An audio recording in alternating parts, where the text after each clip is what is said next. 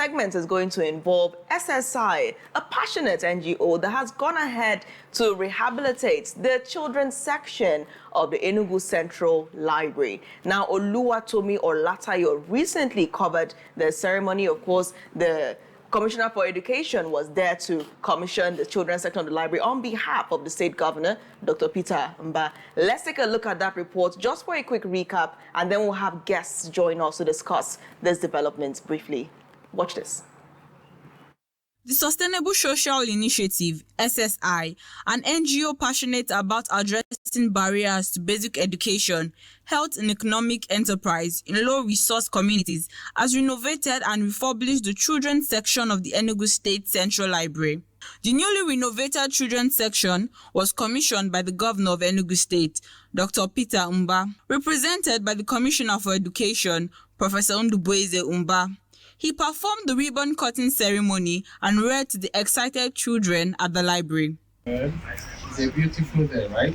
Yes. Are you excited? Yes. Why are you excited? Because To get in the library. Who loves to read? You all love to read. That's amazing. So we're here to commission the renovated children's section of the state library, which has been accomplished through the support of the Sustainable Social Initiative. Can we clap for them? Their effort has inspired us, and the state government will collaborate with them to ensure that this work that has started in this section is extended to the rest of the library. We commissioned the renovated children's section of the state library for the enjoyment, edification, and growth of our beautiful children in Enugu State. In the name of the Father, and of the Son, and of the Holy Spirit.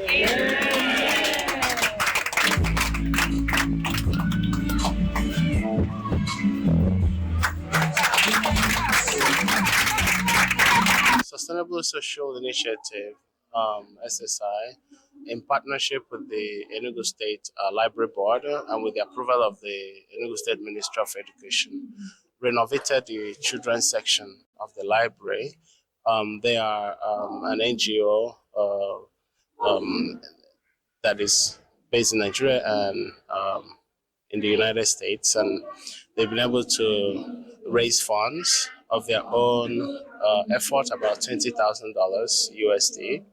And with that, they've been able to refurbish this section of the state library, making it conducive and equipping it with books and furniture and solar system, water reticulation, toilet conveniences.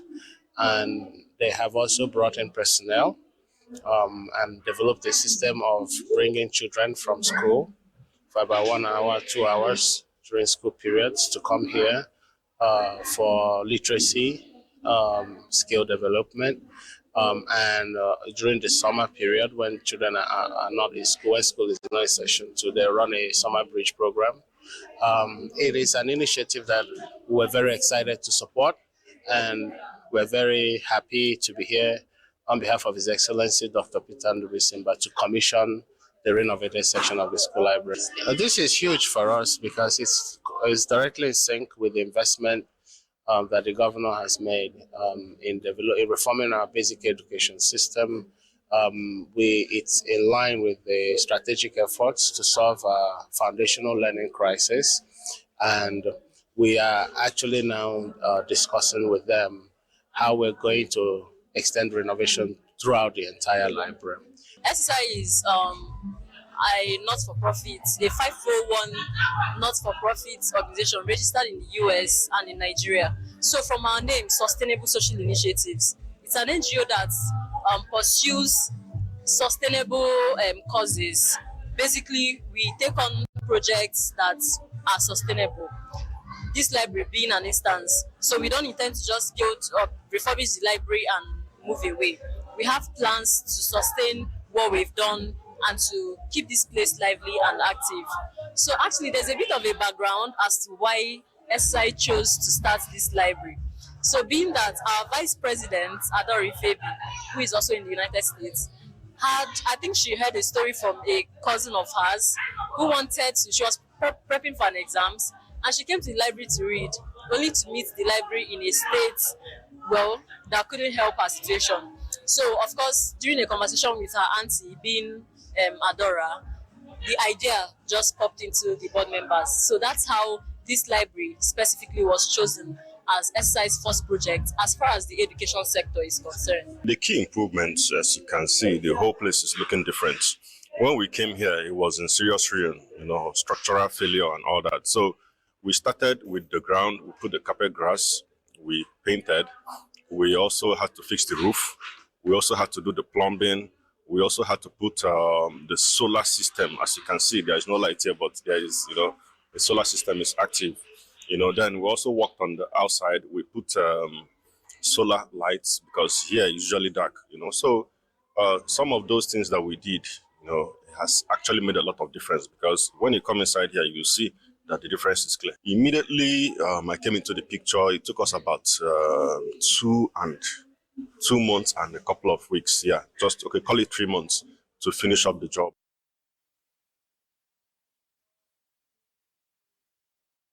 Thank you so much, Tommy. For more on that, you can go straight to Afia News on YouTube and check out the full report. Now, right before we begin the conversation, here's a quick look at before and after the impact of the Sustainable Social Initiative. Take a look.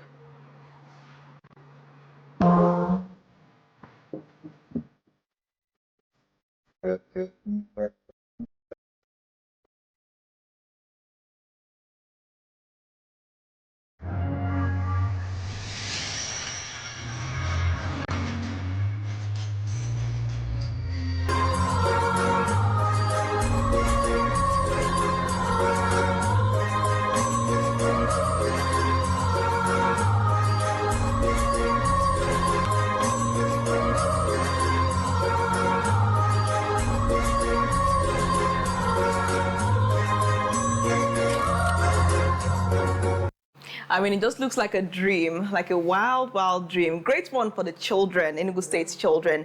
Joining us now are representatives from the Sustainable Social Initiative. We have Ifunanya Iloh, IT Operations Manager, SSI, and Dr. Ijeoma Ibegbulam, Deputy University Librarian, Medical Library, College of Medicine, UNTH. Hope I got that correctly. So simply put. Welcome.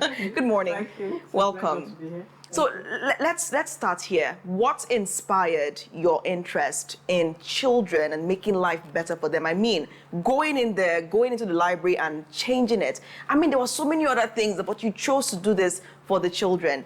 Who do we start? Who wants to attack that? Go ahead. Right. So SSI is a not-for-profit organization registered both in the US and in Nigeria. So we have a couple of course areas, right? But SSI chose this particular course area at this point in time because one of our co-founders, Miss Adora Ifebi, who resides in the United States, once had her niece who was prepping for an exam visit the library to get books to prep for the exams, basically, and they were in shock at the state of the library. So to start with, our both co-founders, Dr. Chete Ezenliam and Adora Ifebi, both grew up in Enugu here, and they were benefactors of the libraries that we had at the time, right? So, and this was actually how the idea to work with this particular library came to life. So that was basically the story behind choosing the library. All right, let's come to you. What was the state that you met on ground, and how much cooperation did you receive while going ahead to rehabilitate it? Thank you very much. Prior to the time, these people, I actually worked in partnership with them because I had an interest, in children's education. And I was actually running a program for children in slum areas, but then I was taking them to the library. It wasn't anything to write home about. And, in terms of resources, in terms of the environment and all of that, there was just so much that needed to be done because you have to have an environment that is attractive to children. So that was actually what, interested me when they said they want to do this. And I told them, I mean, whatever you want us to do, I'll do. And so that's basically it. And you did what you said you would do eventually.